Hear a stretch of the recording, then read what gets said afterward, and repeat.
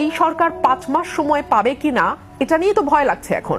কারণ 3 মাস যেতে না যেতেই যেই সরকারের প্রধানকে ভুয়া ভুয়া শুনে গাড়িতে গিয়ে লুকাতে হয়, সেই সরকার আর কয় মাস চলতে পারবে? দেখুন, আমি আজকে একটা পরিসংখ্যান দেখছিলাম, গত 1 মাসে মাদ্রাসায় বলাৎকারের শিকার হয়েছে 100 শিশু। এরপরে যদি আপনি ধর্ষণের পরিসংখ্যানে আসেন, 118 জন শিশু ধর্ষণের শিকার হয়েছে, 47 জন মৃত্যুবরণ করেছে।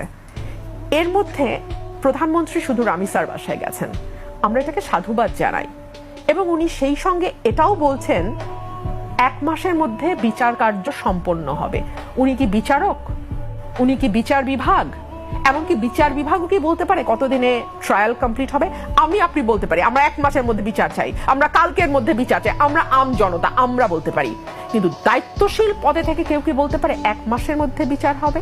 1 2 হলো, দেখুন এই যে রামিসার বাসায় যাওয়া, এটা ভালো ভালো নিশ্চয়ই ভালো, কিন্তু তাহলে সেই প্রধানমন্ত্রী, সেই স্বরাষ্ট্রমন্ত্রী এবং সেই আইনমন্ত্রীকে ভুয়া ভুয়া স্লোগান দিয়ে মানুষ ধাওয়া দিল কেন? রীতিমতো ধাওয়া, কারণ আমি দেখেছি তাদেরকে কর্ডন করে কোনো মতে গাড়িতে ঢোকানো হয়েছে। কেন কেন মানুষের মধ্যে এই ক্ষুব্ধতাটা কেন? এই জবাব তো এই সরকারকে বের করতে হবে।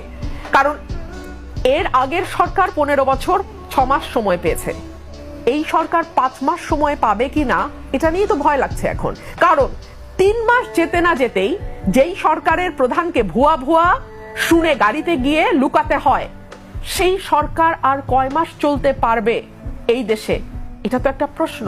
মানুষ খুব স্মার্ট, আমি কিন্তু আপনার মতো এই প্রশ্ন অনেককে করেছি যে আগে তো প্রধানমন্ত্রীকে কখনো ট্রাফিকে আটকে থাকতে আমরা দেখি নাই, আগে তো প্রধানমন্ত্রীকে কখনো ভিকটিমের বাসায় একেবারে প্রথম চোটেই দৌড়ে যেতে দেখি নাই, আগে তো প্রধানমন্ত্রীকে কখনো প্রতি শুক্রবারেই কখনো প্রতিবন্ধী শিশুর বানানো গাড়ি কিংবা কখনো কাভার্ড ভ্যান চালাতে দেখি নাই, আমরা তো কখনো আগের প্রধানমন্ত্রীকে মানে এত ক্যাজুয়াল পোশাকে দেখি নাই, স্ত্রীকে নিয়ে গাড়ি চালাতে দেখি নাই, বর্ষণ মুখর সন্ধ্যা উপভোগ করতে দেখি নাই, কিংবা স্ত্রীর হাত ধরে বৃষ্টিতে ভিজতে দেখি নাই, স্ত্রী মানে পার্টনারের হাত ধরে বৃষ্টিতে ভিজতে দেখি নাই। তাহলে এই প্রধানমন্ত্রীর উপর আপনাদের এত ক্ষুব্ধতা কেন? তাই তো আমারও সেই প্রশ্ন। মানুষ এক কথায় চট করে বলে ফেলে স্টান্টবাজি, কিন্তু আমরা ভালোই বুঝি মানে এই বিষয়গুলোকে যে মানুষ স্টান্টবাজি হিসেবে দেখছে, এটা সম্ভবত প্রধানমন্ত্রীর চারপাশে থাকা চাটুকাররা বাদে বাকি বাংলাদেশ বুঝতে পারে।